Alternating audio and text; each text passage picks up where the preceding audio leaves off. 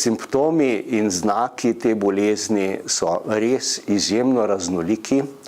Zdaj lahko rečemo, da vročina oziroma mrzlica res se pojavi praktično pri vseh.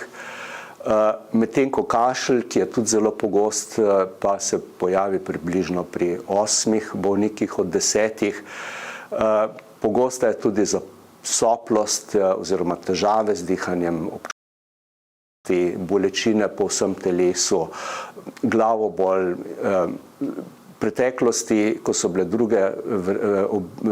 drugi tipi virusa, je bil tudi zelo pogost izguba okusa ali vonja, zdaj pri novi različici delta je to nekoliko manj pogosto. Vneto grlo, zamašitev izcedek iz nosu in tako naprej. Skratka, vsi ti znaki, ki smo jih tudi sicer navajeni pri virusnih boleznih, ki se pojavljajo običajno v zimskem času oziroma v teh hladnejših delih leta. Opozoriti je potrebno tudi na pozne posledice.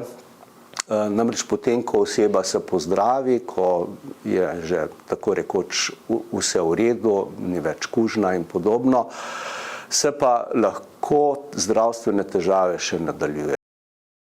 So to take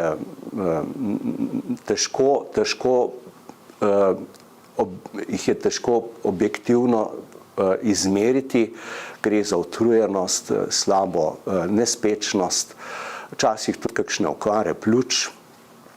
Velikokrat ti bolniki poročajo o tem, da imajo zelo hude težave s koncentracijo. Tako da te težave potem po nekaj mesecih tudi minejo. Upajmo, da bo to tako tudi v bodoče.